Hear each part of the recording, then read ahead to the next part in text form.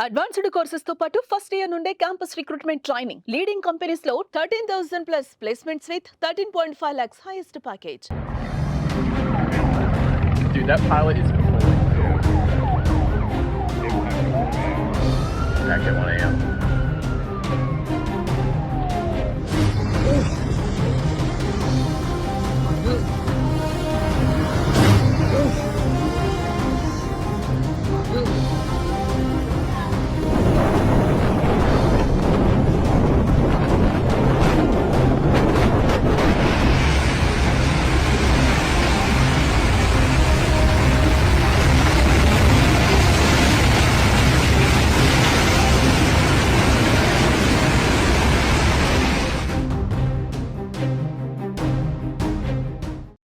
Pacific మహాసముద్రంలో tsunami భీభత్సం సృష్టించింది. రష్యాలో భారీ భూకంపంతో సునామీ విరుచుకుపడింది. రష్యా, జపాన్ తీర ప్రాంతాలను సునామీ ముంచెత్తింది. పలు చోట్ల రాకాసి అలలు ఎగసి పడుతున్నాయి. అయితే వీటితో పాటు ప్రపంచవ్యాప్తంగా పలు దేశాలు, దీవులకు సునామీ ముప్పు పొంచి ఉంది. ఆ జాబితాను అమెరికా సునామీ వార్నింగ్ సిస్టమ్ విడుదల చేసింది. జపాన్ లో సునామీకి సంబంధించిన వీడియోలు ఎప్పటికప్పుడు సోషల్ మీడియాలో హల్చల్ చేస్తున్నాయి. రష్యాలోని హమ్చట్కా ద్వీపకల్పంలో ఈ రోజు 8.8 తీవ్రతతో తీవ్ర భూకంపం సంభవించింది. ఆ తర్వాత జపాన్, అమెరికా, గ్వామ్ వంటి పసిఫిక్ తీర ప్రాంతాల్లో సునామీ హెచ్చరికలు జారీ అయ్యాయి. పసిఫిక్ సముద్రంలో పుట్టుకొచ్చిన సునామీ జపాన్ తీర ప్రాంతాలను వణికిస్తోంది. రేడియేషన్ లీకేజ్ సమస్య తలెత్తడంతో ఫుకుషిమా డయాజీ అణు కర్మాగారాన్ని ఖాళీ చేస్తున్నారు. ఇప్పటికే సిబ్బందిని తాత్కాలికంగా సురక్షిత ప్రాంతాలకు తరలించినట్టుగా సమాచారం అందుతోంది.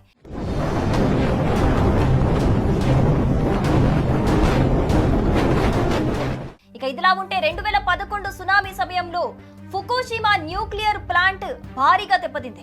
సుమారు 19,000 మంది మరణించారు. ఇప్పుడు అలాంటి పరిస్థితి మళ్లీ వస్తుందేమో అని ప్రజలు అక్కడ భయాందోళన చెందుతున్నట్లుగా తెలుస్తోంది.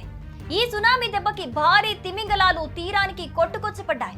రష్యాలో తూర్పు ప్రాంతంలో బుధవారం తెల్లవారుజామున వచ్చిన భారీ భూకంపం కారణంగా చుట్టుపక్కల దేశాలపై సునామీ అలలు విరుచుకుపడ్డాయి. పసిఫిక్ సముద్రంలో పుట్టుకొచ్చిన సునామీ జపాన్ ను కూడా తాకింది. సముద్రంలో అల్లకల్లోలం తీవ్రతకు నీటి మధ్యలో ఉండాల్సిన భారీ తిమింగలాలు తీరంలోకి విసిరేసినట్లుగా పడ్డాయి. జపాన్ లోని చింబా తీరంలోని దృశ్యాలు వైరల్ గా మారుతున్నాయి. ఇక మరోవైపు ఇప్పటికే రేడియేషన్ లీకేజీతో సమస్యాత్మకంగా మారిన ఫుకుషిమా డయాజీ అణు కేంద్రం నుంచి ఉద్యోగులను బయట సురక్షిత ప్రదేశాలకు అక్కడి అధికారులు తరలిస్తూ ఉన్నారు. జపాన్ పసిఫిక్ తీరంలో పలు ప్రాంతాల్లో సునామీ ప్రభావం గణనీయంగా కనిపిస్తోంది. టొకాచాయ్ పోర్టులో 40 సెంటీమీటర్లు, ఇషినోమాకి పోర్టులో 50 సెంటీమీటర్ల ఎత్తున అలలు ఎగసిపడుతున్నాయి. ఎరిమో పట్టణంలో 30 సెంటీమీటర్ల మేర అలలు రాగా తోకు, హన్సాంకి, కాంటో ప్రాంతాల్లో కూడా భారీ ఎత్తున అలల ప్రభావం కనిపించింది. అలాగే పశ్చిమ జపాన్ లోని సెండాయ్ విమానాశ్రయం తాత్కాలికంగా మూసేసినట్లుగా తెలుస్తోంది. పలు విమానాలను దారి మళ్లించినట్లుగా తెలుస్తోంది. ప్రధానంగా తీర ప్రాంతాలకు సమీపంలో ఉన్న విమానాశ్రయాల్లో హై అలర్ట్ కొనసాగుతున్నట్టుగా సమాచారం అందుతోంది. 30 దేశాలపై రష్యా సునామీ ఎఫెక్ట్ పడింది. అమెరికా తీరాలను సునామీ చుట్టేసింది. Alaska, Hawaii, Washington, Oregon, North California, San Francisco, South California తీరాలను సునామీ అలలు తాకాయి. జపాన్ తీరంలో 3 మీటర్ల వరకు అలలు ఎగసిపడ్డాయి. అత్యవసర సేవలకు టాస్క్ ఫోర్స్ ఏర్పాటు చేసింది జపాన్ ప్రభుత్వం. హవాయిలోని హునోలులాలో సునామీ సైరన్లు మోగించారు. తీర ప్రాంత ప్రజలను సురక్షిత ప్రాంతాలకు తరలించారు. సునామీ హెచ్చరికలతో భారత్ కాన్సులేట్ అలర్ట్ అయింది. ప్రజలు సురక్షిత ప్రాంతాలకు వెళ్లాలని సూచనలు జారీ చేసింది. హెల్ప్ లైన్ నంబర్ 1415-483-6629 ను ఏర్పాటు చేసింది అక్కడి ప్రభుత్వం. సునామీ అనే మాట వినగానే 2011లో జపాన్ లో జరిగిన విధ్వంసమే గుర్తుకొస్తుంది చాలా మందికి. ఆ సమయంలో దాదాపు 130 మీటర్ల ఎత్తు ఎగసిన రాకాసి అలలు జపాన్ తీర ప్రాంత పట్టణాలు, నగరాలను తుడిచిపెట్టేశాయి. ఈ సునామీ దాటికి దాదాపు 20,000 మంది ప్రాణాలు కోల్పోయారు. సుమారు 2,500 మంది గల్లంతయ్యారు. ఇప్పుడు ఇలాంటి సునామీ హెచ్చరికల వల్ల రష్యా తీర ప్రాంత ప్రజలు భయభ్రాంతులకు గురవుతున్నట్లుగా మనకి అక్కడ సిచ్యువేషన్ చూస్తే కనిపిస్తూ ఉంది. సముద్ర అడుగు భాగంలో వచ్చే భూకంపాలు లేదా అగ్నిపర్వతాలు బద్దలైనప్పుడు నీళ్లు స్థానభ్రంశం చెందుతాయి. దీని ఫలితంగా వరుసగా ఏర్పడే భారీ అలల వల్ల సునామీలు సంభవిస్తాయి. బలమైన భూకంపాల వల్ల ఏర్పడిన అలలు గంటకు 100 కిలోమీటర్ల వేగంతో 100 కిలోమీటర్ల వరకు ప్రయాణించగలవు. ఒక్కో అల దాదాపు 5 నిమిషాల నుంచి గంటన్నర వ్యవధిలో వచ్చే అవకాశాలుంటాయి. భూకంపం సంభవించిన ప్రాంతం, అలలు ప్రయాణించే దూరం, అవి ఎక్కడ తీరం తాకుతాయి అనే దానిపై సునామీ వల్ల ఎంత నష్టం జరుగుతుందో ఆధారపడి ఉంటుంది.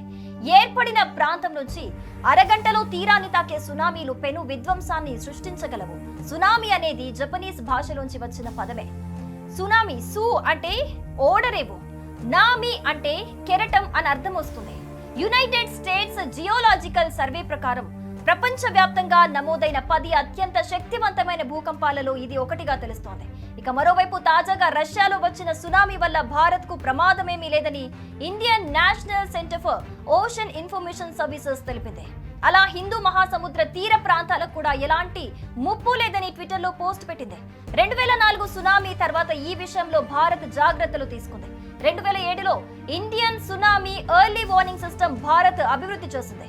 హైదరాబాద్ లో ఉన్న INCOIS దీన్ని పర్యవేక్షిస్తున్నట్లుగా తెలుస్తోంది. సో మొత్తంగా చూస్తే కూడా ఈ సునామీ ప్రభావం అయితే ఎక్కువగా కనిపిస్తోంది. ఏదైతే పసిఫిక్ తీర ప్రాంతాల్లో ఉన్న దేశాలు ఉన్నాయో వాటన్నిటికీ కూడా ఒక ఎల్లో అలర్ట్ ఇప్పటికే జారీ చేసినట్లుగా తెలుస్తోంది. సో జపాన్ పరిస్థితి చూసుకుంటే గనక అక్కడ తీర ప్రాంతాల్లో ఉన్న 9 లక్షల ప్రజలను కూడా తీరం దాటించినట్టుగా తెలుస్తోంది. అక్కడి నుంచి ఇప్పటికే మూవ్ చేశారు, సేఫెస్ట్ అంటే సురక్షిత ప్రాంతాలకు తరలించినట్లుగా తెలుస్తోంది.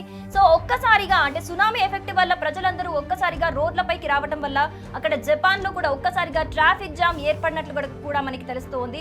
సో దీనికి సంబంధించి అంటే ఆస్తి నష్టం మాత్రమే జరిగింది, ప్రాణ నష్టం ఎక్కువగా జరగలేదు. కాబట్టి దీనికి సంబంధించి ఈ తీవ్రతకి సంబంధించి ప్రజలెవరు భయాందోళనకు గురి కాకుండా ఉంటే మంచిది.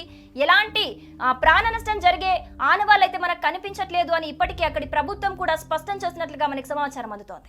సుమన్ టీవీలో మీ పర్సనల్ అండ్ బిజినెస్ ప్రమోషన్స్ కోసం కింది నెంబర్ కి కాంటాక్ట్ చేయండి. డ్రగ్స్, గంజాయి లాంటి చెడు వ్యసనాలకు దూరంగా ఉండండి. తాత్కాలిక ఆనందం కోసం జీవితాలని నాశనం చేసుకోవద్దు. డ్రగ్స్ విక్రయాలు, దందాలు నిర్వహిస్తే 1800-599-6969 టోల్ ఫ్రీ నంబర్ కి కాల్ చేయండి. డ్రగ్స్, గంజాయిని నిర్మూలిద్దాం, భవిష్యత్తును కాపాడదాం.